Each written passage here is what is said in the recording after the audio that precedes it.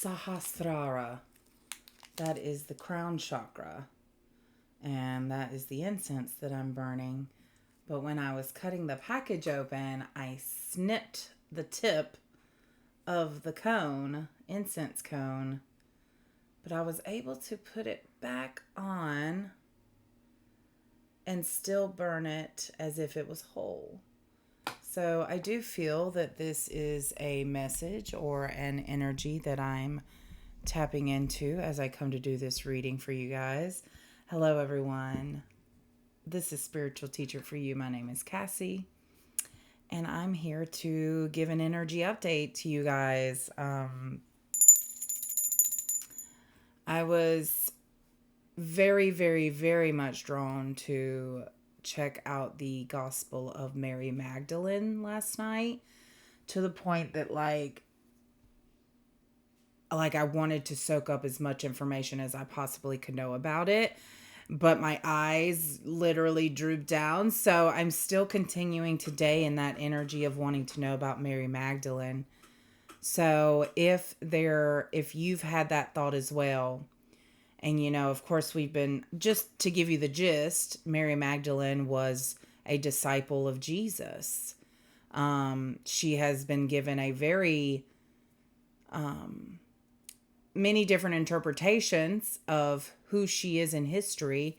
And so I wanted to know the truth about Mary Magdalene, and I'm finding out quite a lot about the truth about Mary Magdalene, which coincidentally goes along with all of the things that I've been learning about the divine feminine and divine masculine.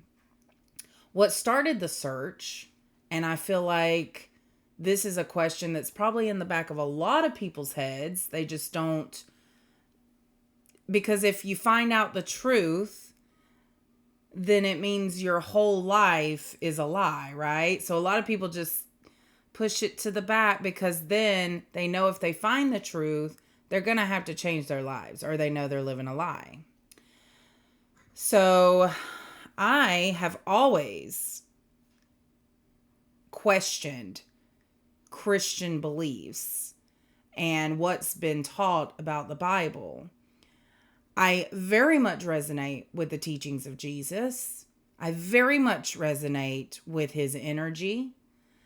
But some things around his story just didn't make sense to me. It didn't make sense. It doesn't resonate. I know that we were given either lies or we were not told the whole truth. And it's been documented and over again that parts of Jesus' story that relate to Mary, a woman, were left out of the Bible. Mary had her own gospel, which is available for us to read. In fact, I downloaded it and I'm currently reading it. And she embodies the divine feminine, whereas Jesus was the divine masculine.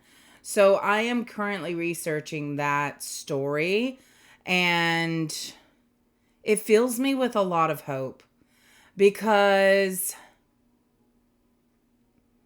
it makes so much more sense now why everything in the Bible is he, very focused on the patriarch. And it makes so much sense why the disciples were terrified after Jesus was crucified, and if we continue with his teachings, the same thing will happen to us. Some stories are told that they went on to continue, whereas Mary's version is that they were terrified.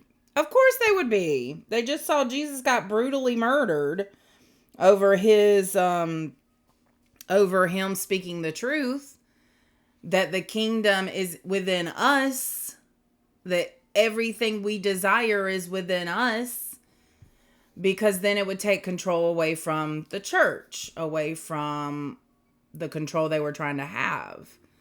So this just goes all along. No wonder it came into my energy field, because I have been wanting to know the truth. I continue to ask for the truth, and I get little nuggets, and it builds upon itself, and then I get led to go here and to look here and to find this source and to read this book. And it's an intense journey when you want to know the truth, because you have to be open to the truth. Okay, I'm not going to spend the whole time preaching to you guys like I did in my last video.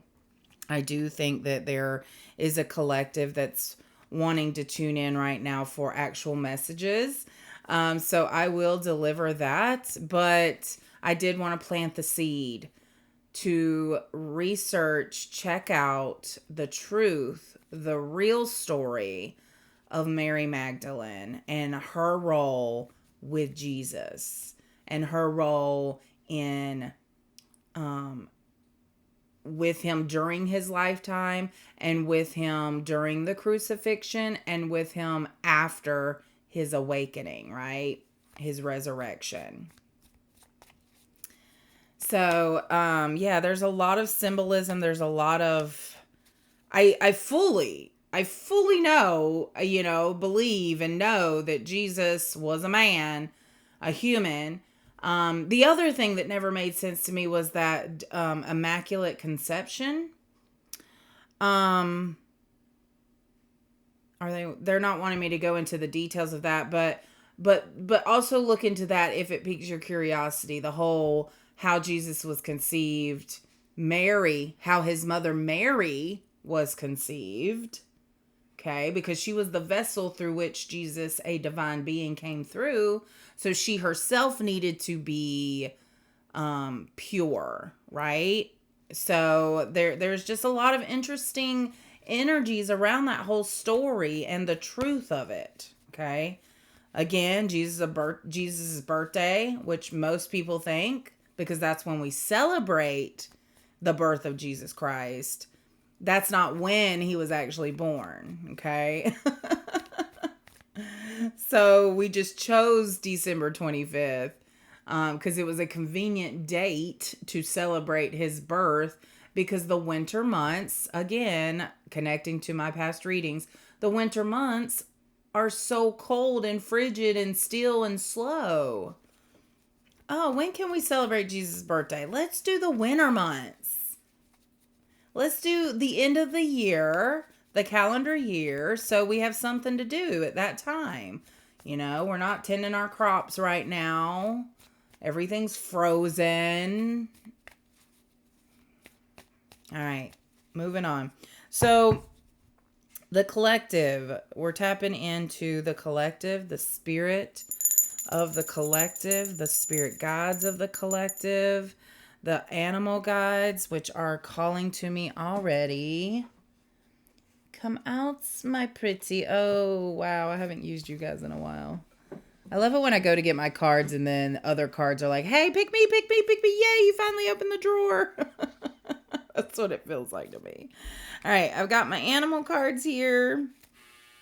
And I've got my own personal oracle cards that I designed on index cards, nothing fancy, right? Okay, they want me to start there with my cards. Here they are.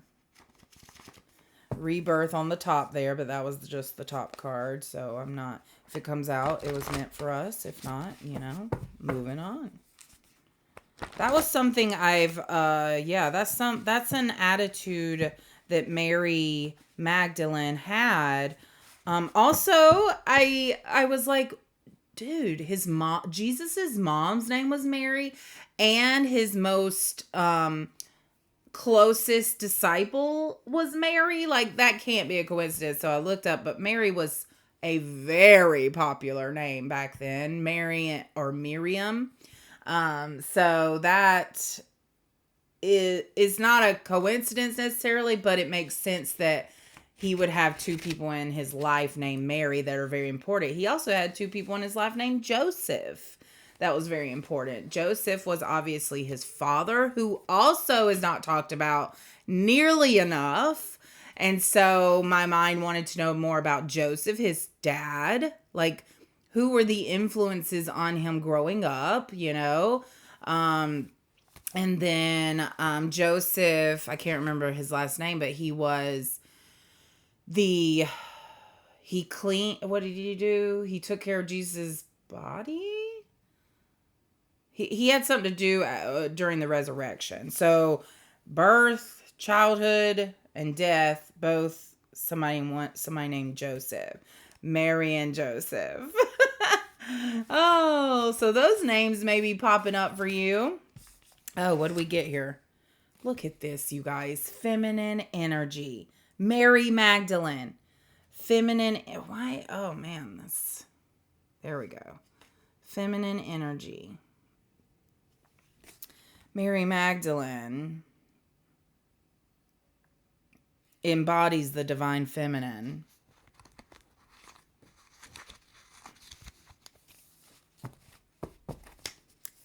A lot of us embody the divine feminine.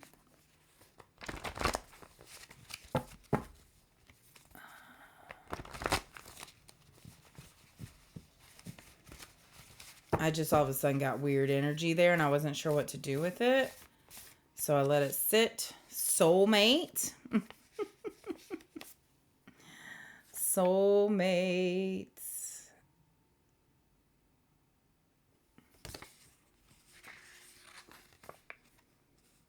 And sit with your feelings. You guys, this is literally all the stuff I've been saying. Well, I don't know if I really talked about sitting with your feelings. Yeah, the winter months where we're invited to sit with our feelings and not be so active and productive and actually just be still and rest. We're invited to do that. But again, we fill this time with busy. And we don't actually give ourselves time to rest. And then we fill the new year with meeting our goals. So we start immediately going towards a goal. Like we never actually rest.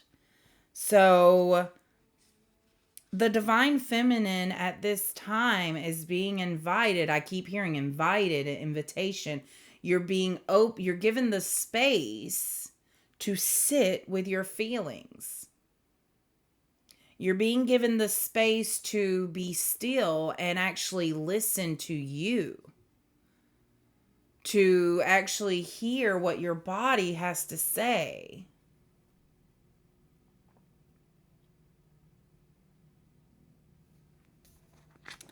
The soulmate I'm not ignoring, you guys. I know, soulmate. Oh, excited, soulmate. Now, the soulmate card came out here, not the twin flame card. So, I feel someone here who is in a very, very, very deep, compassionate, loving relationship with someone.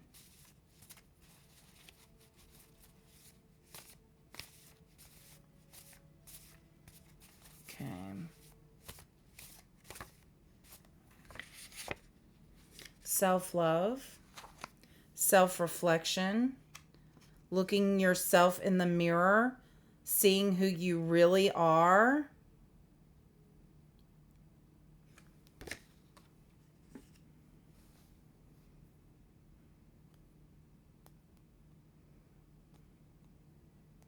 There's thorns and roses wrapped around this heart. And that's a symbol we see, you know, like a heart with thorns wrapped around it. Almost like if we expand our heart, it's going to hurt. We're afraid of the poke of the thorns. I'm getting the energy of someone here who wants to help people, recognizes that in themselves of being compassionate and empathetic and wanting to help others. 14:33 on the timer, 9:22 on the clock. But your heart it doesn't hold the capacity to do it because you haven't healed it.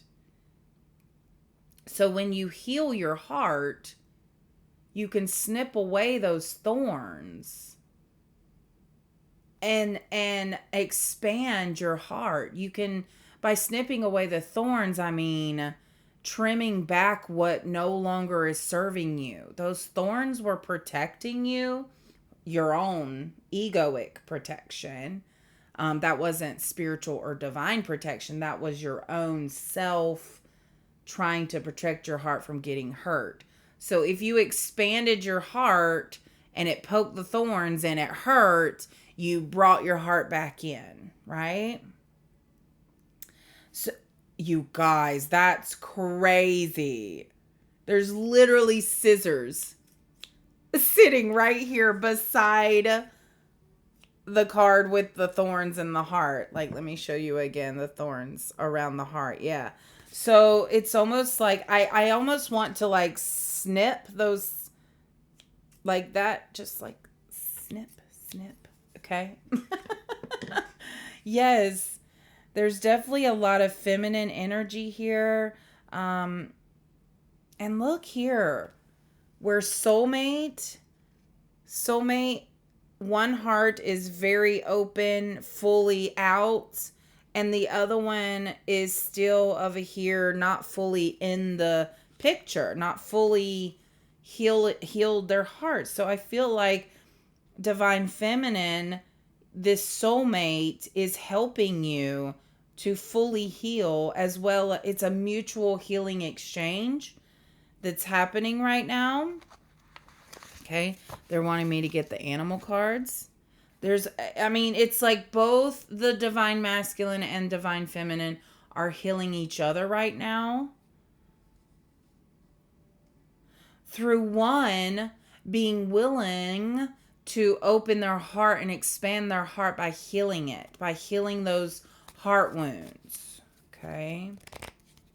Mirror work could be very beneficial right now. Looking at yourself in the mirror, forgiving yourself, apologizing, but also forgiving yourself, accepting yourself, loving yourself. Consistent mirror work could make a big difference. I remember when I was a teenager, I would, and this is probably telling my story a little too much, but whatever. I used to make out with my mirror. I have distinct memories of me like looking at myself in the mirror and like, imagining it was like the love of my life, and then being drawn, I would like play out scenarios with myself in the mirror. But that was just me being a silly teenager, going through hormone changes. So, but it's almost like that came back to kind of doing the same thing, like looking and like, hey, it's been a while since I've talked with you. How you doing? How are you really doing? What's going on in there? Why are you looking at yourself and judging yourself so much right now? I see you. I feel you. I'm all up in there. I know what's going on. So yeah, try some mirror work. Feels very powerful at this time.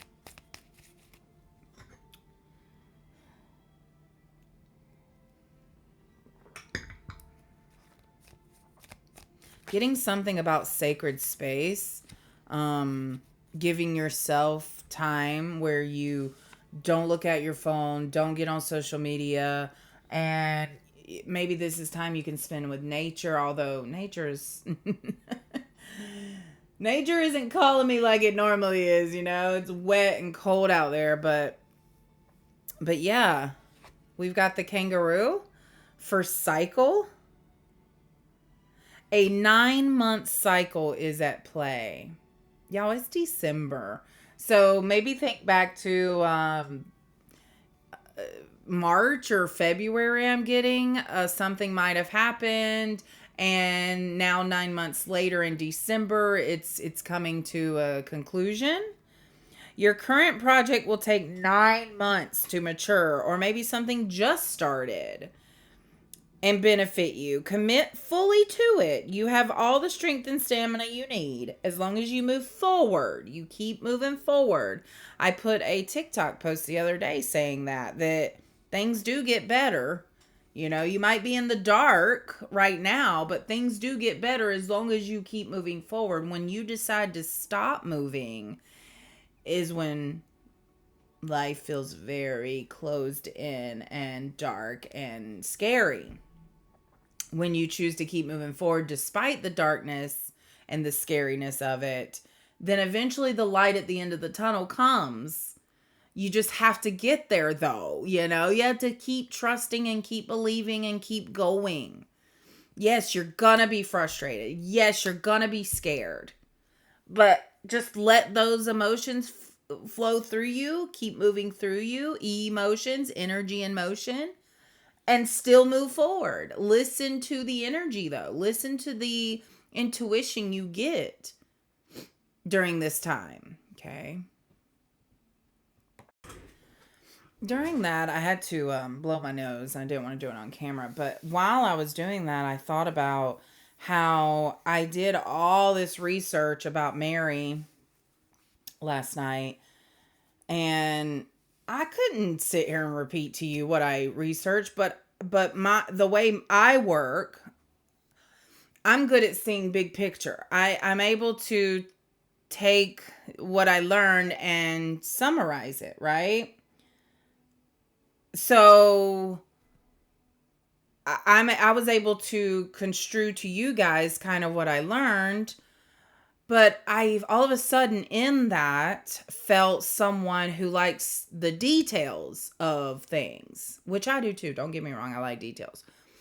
But they get bogged down by the details. Someone who uses details to confuse people, who uses word vomiting to confuse or to never give you a chance to speak or to think about what they're saying. They just keep going and going and going and going.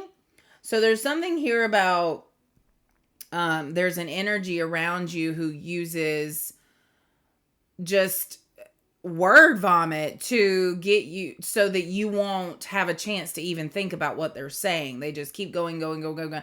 And then all of a sudden, well, what's going on with you? And then they deflect everything, Blah, blah, blah, blah, blah. But anyways, tell me about you. And it can be the weirdest energy. And it's like, wait. Okay, hold on. I'm still reeling about what all the things you just said. I can't even try to describe what's going on in my life. What? So there's something here. I just feel that confusing energy. That's not someone. That's someone who is avoidant and they need to control the conversation. They don't want you to ask them questions. They don't want you to inquire. They don't want you to think about what they said. They want you to take it at face value and move on, Sorry, that ain't you though. You're not somebody who just, okay. You're a thinker. You're an analyzer. You're someone who goes, wait a second, that doesn't make sense though. Very interesting. Okay, what else, animals? The cougar. And the cougar is about leadership. So this is something that I read about Mary. When Jesus died or was crucified, she took over the teachings of Jesus. She now led the crusade of, the gospel, the Mary's gospel now. And so Jesus almost had to go away for her to be able to do that. Okay. So anyways, it took, back then women obviously weren't regarded in a light to be listened to, even though she was highly respected because people knew her as someone who was very close with Jesus. She knew things herself. She was her own spiritual authority. And so leadership coming out makes so much sense to me because it is directly connected to the path that Mary Magdalene took.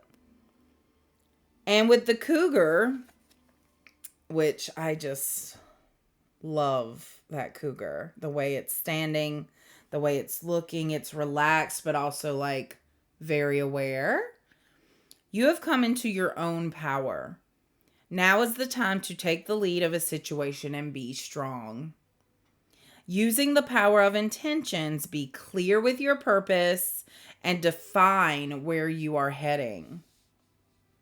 So, a lot of people look at leadership as having to make all the hard decisions, having to lead people, having to drag people along, having to motivate people, having, all these things.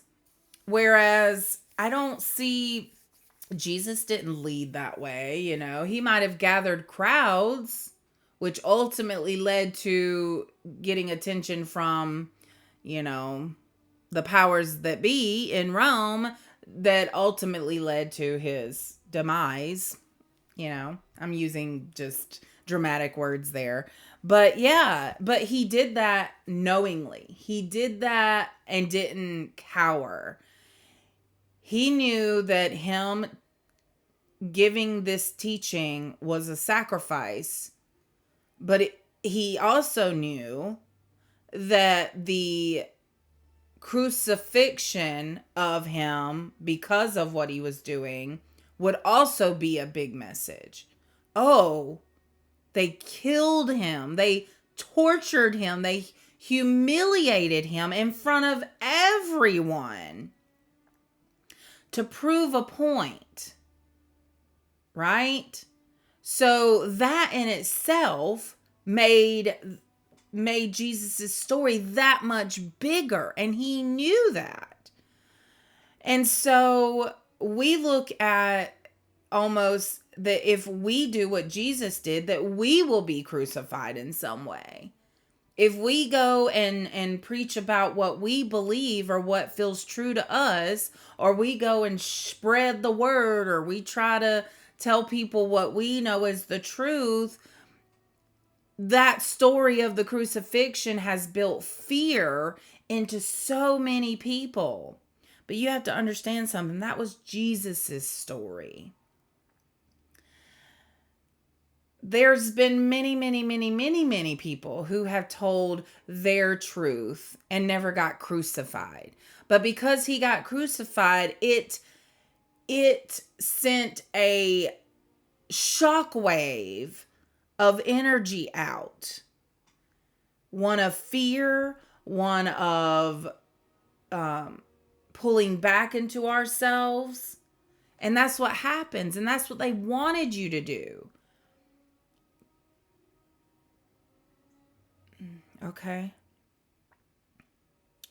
So I definitely feel a crucifixion wound in the collective now.